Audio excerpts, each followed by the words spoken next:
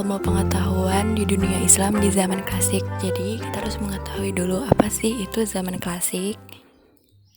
Zaman klasik ini merupakan masa kemajuan, keemasan, dan kejayaan Islam dan dibagi ke dalam dua fase. Pertama adalah fase ekspansi pada tahun 650 sampai 1000 Masehi.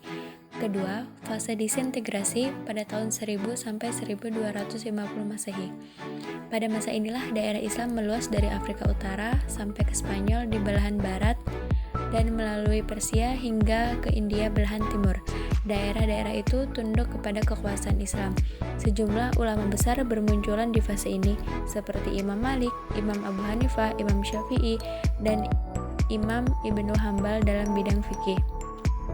Imam Asy'ari, Imam Al-Maturidi, Wasil bin Atta, Abu Zail, An-Nazm, Al-Jubai dalam bidang teologi, Zunnun Al-Misri, Abu Yazid Al-Bustami, dan Al-Hallaj dalam bidang tasawuf, Al-Kindi, Al-Farabi, Ibnu Sina, dan Ibnu Miskawayh dalam bidang falsafat, Ibnu Hayyam, Al-Khawarizmi, Al-Mas'udi, Al-Arazi dalam bidang ilmu pengetahuan dan lain-lainnya. Ilmu pengetahuan baik dalam bidang agama, umum, dan kebudayaan juga ikut berkembang.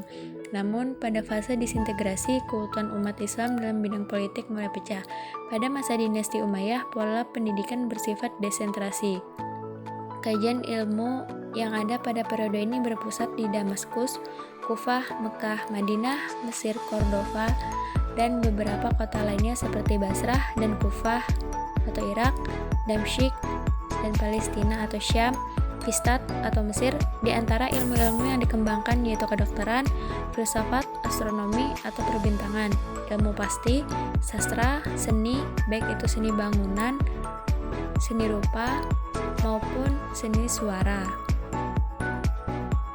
Pemerintah dinasti Umayyah menaruh perhatian dalam bidang pendidikan, memberikan dorongan yang kuat terhadap dunia pendidikan dengan menyediakan sarana dan prasarana. Hal ini dilakukan agar para ilmuwan, para seniman, dan para ulama mau melakukan pengembangan bidang ilmu yang dikuasai serta mampu melakukan kaderisasi ilmu.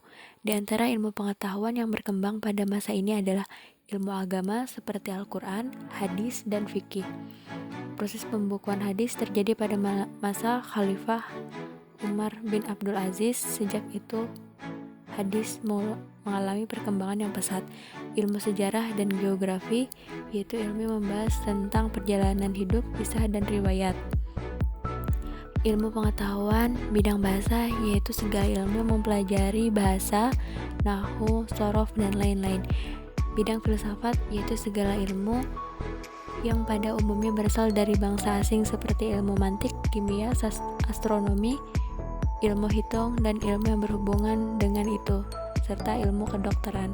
Perkembangan ilmu pengetahuan pada periode klasik tidak bisa dilepaskan dari usaha penerjemah berbagai buku berbahasa asing seperti Yunani, Persia, dan Sanskerta. Sebagaimana diuraikan, puncak perkembangan kebudayaan dan pemikiran Islam terjadi pada masa pemerintahan Bani Abbas, akan tetapi tidak seluruhnya berawal dari kreativitas penguasa Bani Abbas sendiri. Sebagian di antaranya sudah dimulai sejak awal kebangkitan Islam dalam bidang pendidikan. Misalnya, di awal Islam, lembaga pendidikan sudah mulai berkembang. Ketika itu, lembaga pendidikan terbagi dari dua tingkat. Tingkat pertama yaitu maktab atau kutab dan masjid. Tingkat kedua yaitu tingkat pendalaman.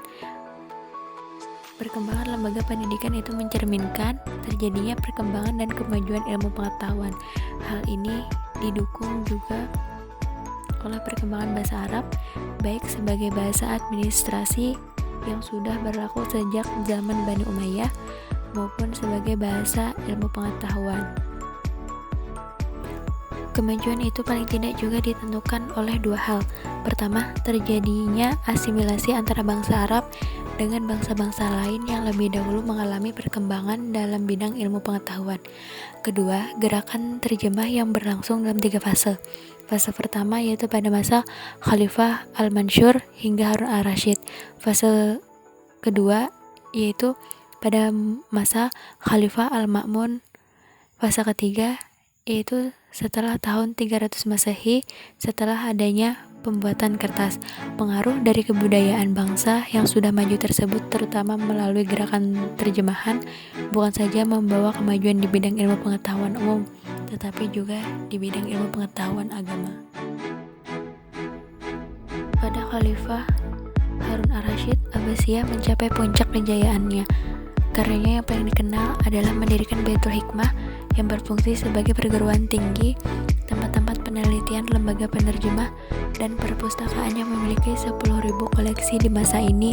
Juga dikenal dengan kisah 1001 Malam dan kisah Abu Nawas, serta menunjuk Abu Yusuf menulis Alkitab Al-Kharaj, yaitu kitab yang membahas mekanisme pajak tanah dengan sistem seadil-adilnya.